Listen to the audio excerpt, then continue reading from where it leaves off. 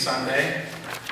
It's Reformation Sunday that's celebrated in Protestant churches because Martin Luther, on October 31st, that was the day that he nailed his 95 Theses onto the church in Wittenberg. So today we're actually going to be doing something new for this church, I believe. We're going to be doing a Reformation Day pageant. I would like to invite the middle school youth group up. These are our cast, our dramatic actors. And we will be doing a reading from this book. It's called Martin Luther, A Man Who Changed the World, and we'll have some fine dramatic acting to go along with it.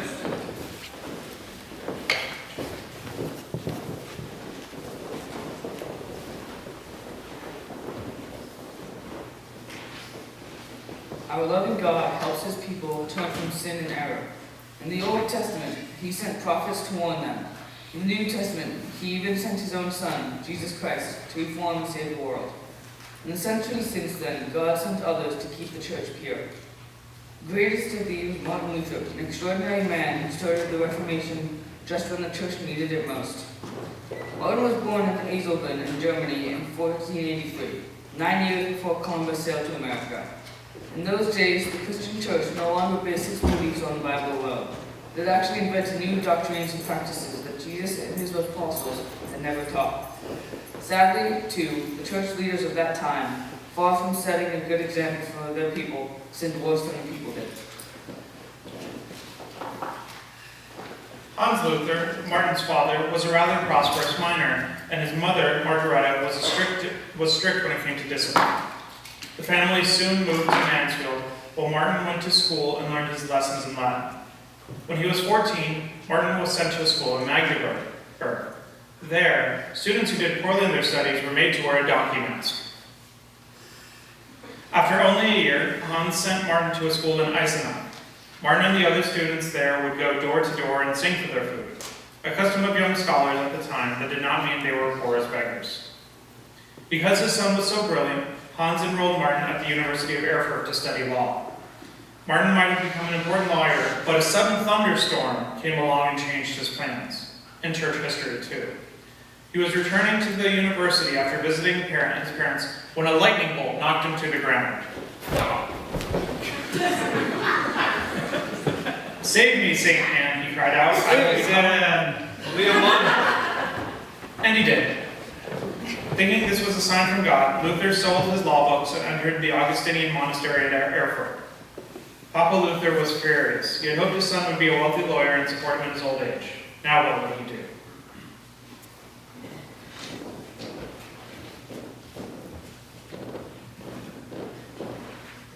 Martin did not wish to displace his father. He only wanted to lead a holy life and know that his sins were forgiven so that he would go to heaven. Reverend Martin tried to be a good monk. He prayed long hours, ate little, worked hard, studied constantly, and endured great hardships. Did that all help? It did not. Luther was surprised and saddened that the harder he tried to keep God's commandments perfectly, the more he felt like a failure. Perhaps a visit to Rome, the headquarters of the Roman Catholic Church, would help. Monastery sent Grover over the Alps to Europe. But when he saw how worldly and sinful the Pope and cardinals behaved, his despair only deepened. Then once again, Luther's life changed. The ruler of Saxony, Frederick the Wise, had established a new university in Wittenberg, 100 miles away from Erfurt. Luther was sent there to be a professor.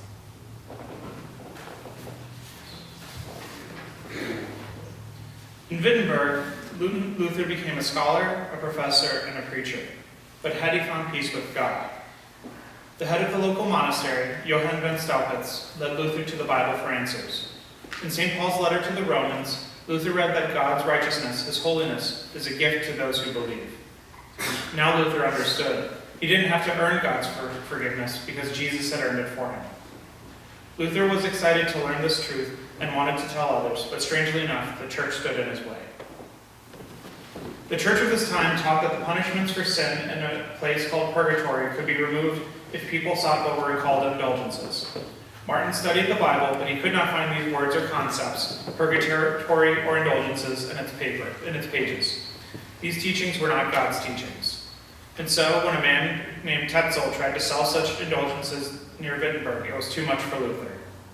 On October 31st, 1517, he wrote 95 concerns or theses about purgatory, indulgences, and other teachings of the church, on the topics on which he would debate anyone. Then he nailed them to the door of Castle Church in Wittenberg. Within weeks, all of Europe was talking about Luther's 95 theses. Many people agreed with him, but some powerful church leaders did not.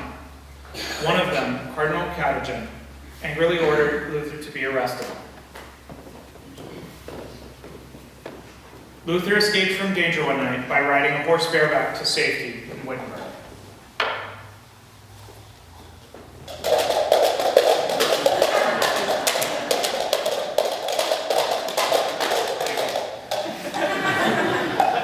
Next, Luther took part in a great debate at Leipzig that lasted 18 days.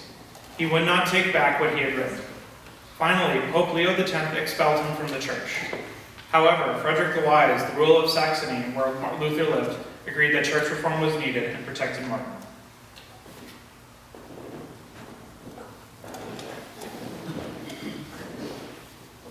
All right. Eventually, Luther appeared before Charles V, the emperor over much of Europe, at a city on the Rhine River called Worms. Here, the emperor, his court, and the church leader demanded that Luther take back what he had written. But Martin replied briefly, "My conscience is captive to the world of God. I cannot recant anything, or to go against conscience is neither right nor safe. Here I stand, I cannot do otherwise. God help me." Soon afterward, Charles V and his church leaders decided that Luther was an outlaw and anyone could kill him once.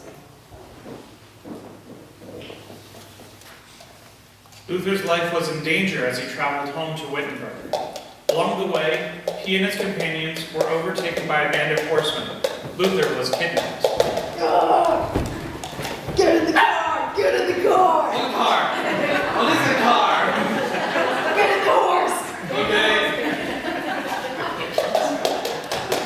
He was taken to Wartburg, a fortress that loomed over the town of Eisenach.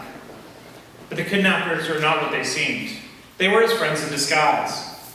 Frederick had planned the kidnapping to hide Martin from his enemies.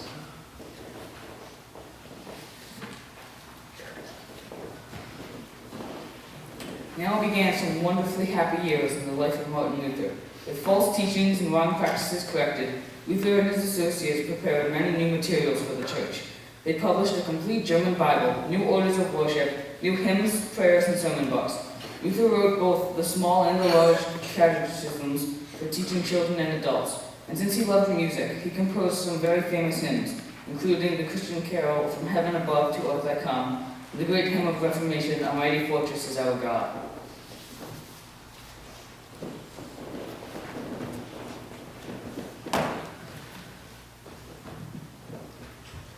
The Reformation was not just one movement in one country that led to another Protestant church body. In England, it led to the Anglican Church in Switzerland, France, Holland, and Scotland. It became the Reformed Church, even in Germany. Anabaptists split from Lutherans. Meanwhile, Emperor Charles V threatened the German Lutheran princes with fire and sword if they did not return to the Catholic Church. The Lutheran princes boldly refused and gave Charles a document that began, "We protest." The term Protestant was formed that day.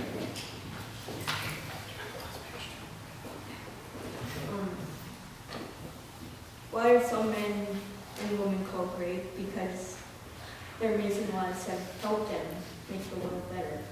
In that sense, Martin Luther was one of the greatest men who ever lived. His Reformation set people free to obey God rather than men, and led to the rise of the national state. His Bible translations helped form modern German language spoken today. His hymns returned singing to the people in the congregation and inspired composers and artists to create their masterpiece.